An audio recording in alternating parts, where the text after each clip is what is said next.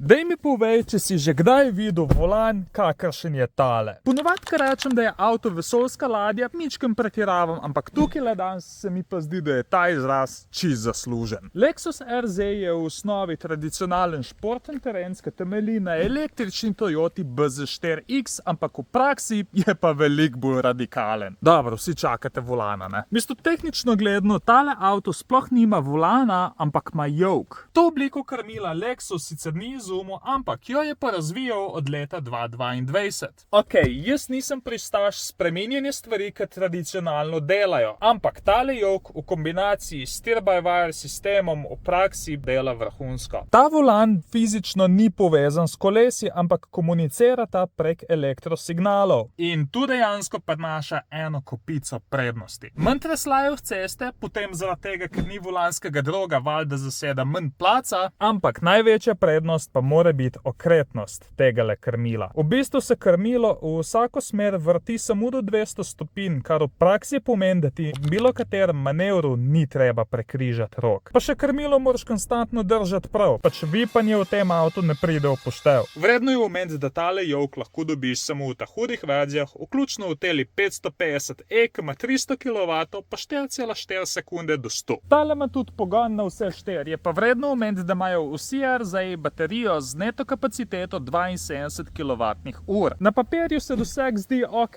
ampak jaz sem s temle avtom za 70 tisočakov v praksi delal dobrih 300 km, kar pa preprosto ni dober. Je pa res, da zna biti dokaj varčen. Pač ja, nazaj v notranjost. Itak, da je notranjost kvalitetna, mi je pa pri Lexusu všeč, ker dobiš eno kopico dobro označenih fizičnih gumbov. Eden izmed njih je pa tudi tale M-Mode. Poleg Hyundaievih Ionikov je tu edini električen avto, ko sem ga zasledil, da simulira avtomatski menjalnik in ja, v praksi dela ful dober. Pa da noš mislil, da sem med dinamično vožnjo. Ful pride prav za bolj natančno uravnavanje gasa. Časar nisem pričakoval, ampak je bilo ful dobrodošlo. Tako da kapo dol Lexusu, ker kljub temu, da se gre za tradicionalno luksuzno znamko, še zmer inovira in tu dela ful dober in nevsiljivo. Pa še asistenčni sistemi dejansko delajo tako, kakor bi mogli.